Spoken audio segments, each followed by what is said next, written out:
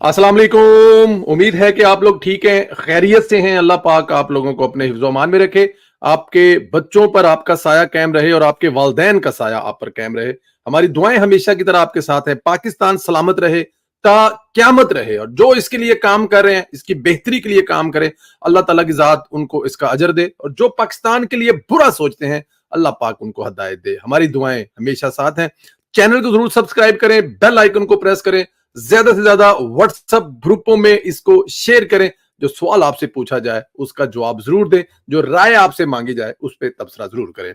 वजीर आजम शहबाज शरीफ ने आज अक़वाम मुत्तहिदा की जनरल असम्बली से तगड़ा तरीन, जानदार, शानदार, मजबूत तरीन दलाइल पर मुस्तबिल खिताब करके तमाम रिकॉर्ड तोड़ दिए। बिल्कुल पाकिस्तान की तारीख का बेहतरीन खिताब था, जिसमें उम्मत मुसलमा का मजबूत तरीन मुकदमा पेश किया गया। वजीर आजम ने अपने खिताब का आगाज ही खूबसूरत तलावत से किया। वजीर आजम ने इसराइली वजीर आजम के साथ जो पूरी असम्बली में किया, इस पर जाकर आगे बात करूंगा। वजीर आजम ने खिताब का आगाज फलस्तीन से किया, फलस्तीन का मुकदमा पेश किया, इसराइल की बदमाशी को पूरी दुनिया के सामने एक्सपोज किया।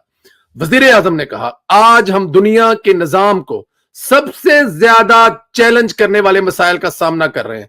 गजा में इसराइल की नस्ल कशी की जंग सबके सामने है। शहबाज शरीफ ने कहा कि हम फलस्तीन की मुकद्दस सरजमीन पर एक बड़ा अलमिया रोनमा होते हुए देख रहे हैं। फलस्तीनी बच्चे जिंदा दफन हो रहे हैं, जल रहे हैं, दुनिया तमाशाई बनी हुई है। वजीर आजम ने कहा कि गजा में मसाइब खत्म करने के लिए फलस्तीन की दो रियासती हल की जरूरत है। फलस्तीन को अक़वाम मुत्तहिदा की मुस्तकिल रुकन की हैसियत से फौरी मिलनी चाहिए। और वज़ीर आज़म ने कहा कि आजाद फलस्तीनी रियासत कायम की जाए जिसका दारुल हुकूमत अल कुद्दस हो। शहबाज शरीफ का यह बेहतरीन मुतालबा था कि फलस्तीन को मुस्तकबिल रुकनीयत दी जाए ताकि वो अपने मामलात को दुनिया के सामने रख सके। शहबाज शरीफ ने कहा कि गजा के बच्चों का खून सिर्फ काबिज फौज के हाथों पर नहीं, इन पर भी है जो इस पर खामोश है। वजीर आजम ने कहा कि अब लबनान में इसराइली जारहियत शुरू हो गई है। लबनान में इसराइली जारहियत से खित्ते में बड़ी जंग का खतरा है। बेहतरीन खिताब था। उन्होंने अपने खिताब में एक एक चीज पर बात की, फलस्तीन में होने वाले जुल्म सितम पर बात की, और पूरी दुनिया जो इस वक्त खामोश तमाशाई बनी हुई है। उन्होंने साथ में यह भी कहा कि इस वक्त जो फलस्तीन में बच्चों का खून बह रहा है, बच्चों की जो कत्लो गारी हो रही है, अस्पतालों पर जो बम बरसाए जा रहे हैं, और उसको एक ओपन खुली जो जेल बना के रखा हुआ है, वो सिर्फ काबिज फौज का गुनाह नहीं है। उसका गुनाह सिर्फ काबिज फौज को नहीं जाएगा, उसका इल्जाम सिर्फ काबिज फौज पर नहीं जाएगा, बल्कि इस वक्त जो दुनिया खामोश तमाशाई बनी हुई है उन पर भी जाएगा। खामोश तमाशाई बनी दुनिया भी उतनी ही जिम्मेदार है वहां पर जितनी जिम्मेदार वहां पर काबिज फौज जुल्म सितम कर रही है। और उन्होंने ये जो साथ में कहा है कि जितनी जल्दी हो सके उतनी जल्दी फलस्तीन को एक अलहदा रियासत के तौर पर माना जाना चाहिए। पूरी दुनिया को इसमें आवाज उठाने चाहिए, और जितनी जल्दी हो सके फलस्तीन को एक अलहदा रियासत का स्टेटस देना चाहिए। मेरे ख्याल में शहबाज शरीफ का यह मुतालबा एक बहुत बड़ा मुतालबा है, और जब इस मुतालबे की बात की गई तो पूरा हाल तालियों से गूंज उठा। उसमें तमाम कंट्री के लोग आप देख सकते हैं कि तालियां बजा रहे थे कि शहबाज शरीफ साहब से ये जो मुतालबा है, मेरे ख्याल में ये एक बहुत बड़ा मुतालबा है। इस मुतालबे को लेकर आगे पूरी दुनिया को चलना चाहिए, इस मुतालबे के साथ खड़ा होना चाहिए, और फलस्तीनियों पर जो जुल्म सितम हो रहा है उसके खिलाफ आवाज उठानी चाहिए। ये जो खामोश रहने वाली आदत है इसको तर्क करना होगा, वरना हर गुजरते दिन के साथ ये इसराइल जो फलस्तीनियों की नस्ल कुशी की जंग है वो आप सबके सामने है। शहबाज शरीफ साहब ने साथ में कहा कि ये जो इस वक्त मुकद्दस जमीन है, फलस्तीन मुसलमानों के लिए भी मुकद्दस जमीन है, ईसाइयों के लिए भी और यहूदियों के लिए भी, सबके लिए मुकद्दस जमीन है।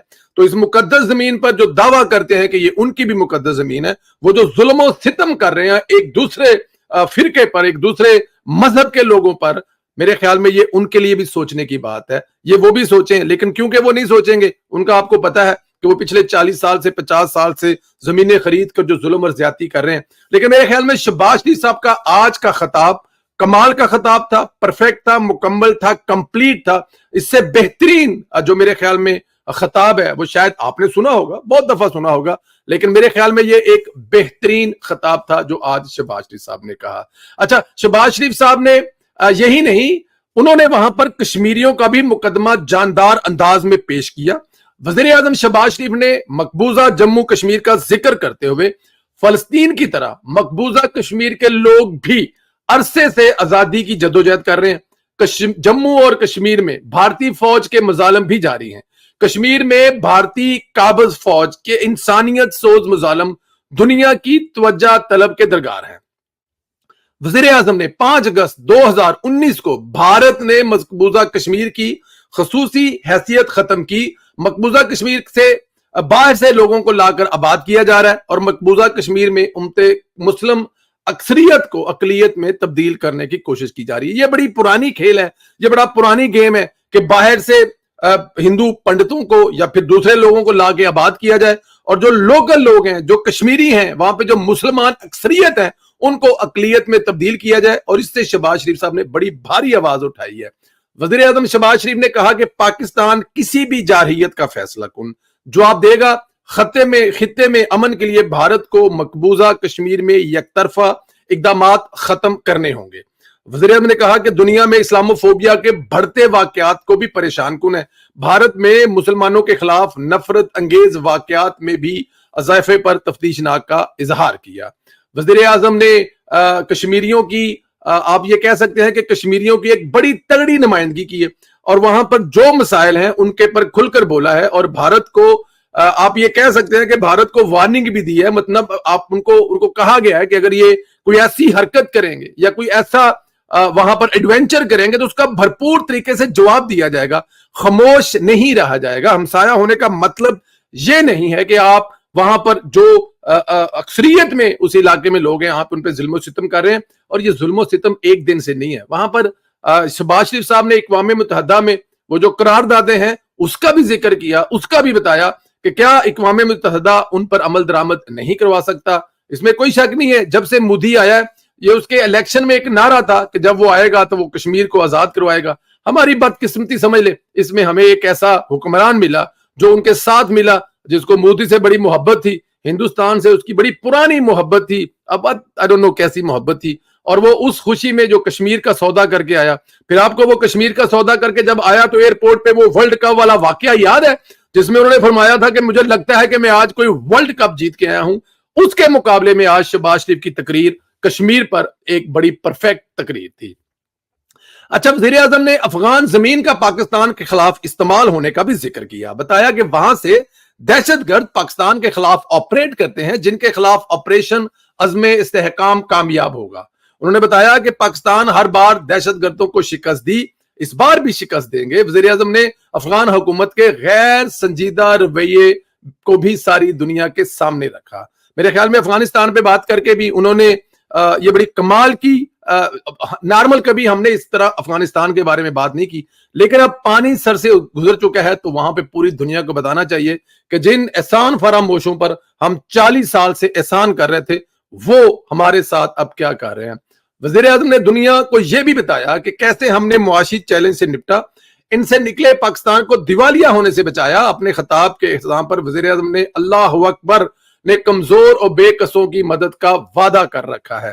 اس کے بعد جو وزیر اعظم نے کام کیا جس نے پوری امت مسلمان کے دل جیت لیے, وہ تھا وزیر اعظم شہباز شریف کی اقوام متحدہ کی جنرل اسمبلی کے اجلاس میں خطاب کے فوری بعد اسرائیلی وزیر اعظم کو خطاب کی دعوت کی.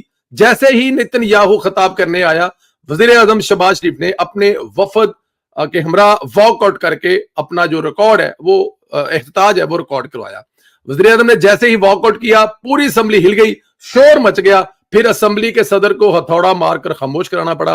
اور شہباز شریف کے ساتھ ان کے بعد بہت سارے دوسرے ممالک کے لوگ بھی شہباز شریف صاحب کو فالو کرتے ہوئے, رول ماڈل مانتے ہوئے نیتن یاہو کی تقریر کا انہوں نے بائیکاٹ کیا.